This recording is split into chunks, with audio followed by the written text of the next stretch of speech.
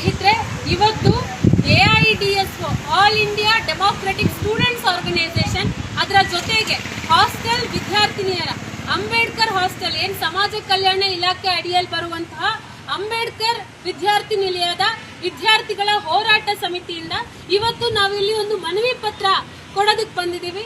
ಕಾರಣ ಏನಪ್ಪಾ ಅಂತ ಹೇಳಿದ್ರೆ, ಕಳೆದ 3 ತಿಂಗಳಿಂದ PU ಕಾಲೇಜ್ ಸ್ಟಾರ್ಟ್ ಆಗಿ 3 ತಿಂಗಳಾಯ್ತು. 3 ತಿಂಗಳಿಂದನೂ ಕೂಡ ವಿದ್ಯಾರ್ಥಿಗಳೇನು ಅಡ್ಮಿಷನ್ ಆಗಿದ್ದಾರೆ ಹಾಸ್ಟೆಲ್ಗಳಿಗೆ ಫೆಸಿಲಿಟೀಸ್ಗಳಿಂದ ಒದ್ದಾಡ್ತಾ ಇದ್ದಾರೆ. ನಿಮಗೆ ಗೊತ್ತು, ಹಾಸನ ಎಷ್ಟರ ಮಟ್ಟಿಗೆ ಮಳೆಗಾಲದಲ್ಲಿ ಮತ್ತೆ ಈ ಚಳಿಗಾಲದಲ್ಲಿ ತುಂಬಾ ಚಳಿ ಇದೆ, ಕೊರೆಯುತ್ತೆ.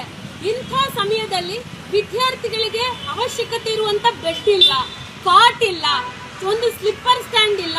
ಸೊ ಇದೆಲ್ಲದಕ್ಕಿಂತ ಇಂಪಾರ್ಟೆಂಟ್ ಆಗಿ ಕಿಟಕಿಗಳು ಬಹಳ ಟ್ರಾನ್ಸ್ಪರೆಂಟ್ ಆಗಿದೆ. ಬಟ್ಟೆ ಬದಲಾಯಿಸಕ್ಕೂ ಕೂಡ ಒಂದು ನೀಟಾಗಿ ಒಂದು ಸ್ಕ್ರೀನ್ ಬೇಕು ಕಿಟಕಿಗೆ ಹಾಕೋದಕ್ಕೆ. ಆ ಸ್ಕ್ರೀನ್ ಕೂಡ ಒದಗಿಸಕ್ಕಾಗಿಲ್ಲ.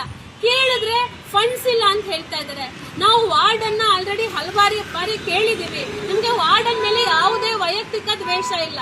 ಬದಲಾಗಿ ನಾವು ಕೇಳಿದಾಗ ವಾರ್ಡನ್ ಹೇಳಿದ್ದಾರೆ, ನೋಡ್ರಪ್ಪ ಬಂದಾಗ ನಾವು ಕೊಡ್ತೀವಿ ಅಂತ ಹೇಳಿದ್ದಾರೆ. ಸೊ ಬಂದಾಗ ನೀವು ಕೊಡೋದು ಕರೆಕ್ಟ್ ಅಮ್ಮ, ಆದ್ರೆ ಇವಾಗ ಯಾವಾಗ ಬರುತ್ತೆ ಅಂತ ನಾವು ಪ್ರಶ್ನೆ ಮಾಡಿದಾಗ ಅವ್ರು ಹೇಳಿರೋ ಉತ್ತರ ಗೊತ್ತಿಲ್ಲ. ಬಂದಾಗ ನಾವು ಕೊಡ್ತೀವಿ, ಅಡ್ಜಸ್ಟ್ ಮಾಡ್ಕೊಳ್ಳಿ. ಅಡ್ಜಸ್ಟ್ ಮಾಡ್ಕೊಳ್ಳೋಣ. 1 ದಿನ 2 ದಿನ 1 ತಿಂಗಳು ಸತತವಾಗಿ 3 ತಿಂಗಳಿಂದ ನಾವು ವೇಟ್ ಮಾಡ್ತಾ ಇದೀವಿ.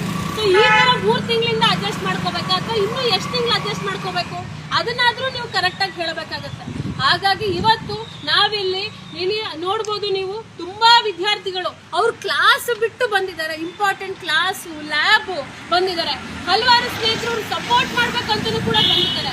ನಾವಿಲ್ಲಿ ಬಂದಿರೋದನ್ನೇ ಇವತ್ತು ಈ ಎಲ್ಲಾ ಫೆಸಿಲಿಟೀಸ್, ಕಾಟು, ಬೆಡ್, ಸ್ಕ್ರೀನು, ಏನು ವಿಂಡೋ ಸ್ಕ್ರೀನು, ಮತ್ತೆ ಸ್ಲಿಪ್ಪರ್ ಬಿಡೋದಕ್ಕೆ ಒಂದು ಸ್ಲಿಪ್ಪರ್ ಸ್ಟ್ಯಾಂಡು, ಮತ್ತೆ ಮ್ಯಾಟು, ಮತ್ತೆ ಇರೋದು 2 ಗೀಸರು. 400 ಮಕ್ಕಳಿದ್ದಾರೆ. ಹೆಚ್ಚಿಗೆ ಗೀಸರ್ ಅವಶ್ಯಕತೆ ಇದೆ, ಎಕ್ಸ್ಟ್ರಾ ಗೀಸರ್, ಮತ್ತೆ ಮಸ್ಕಿಟೋ ಕಾಯಿಲ್.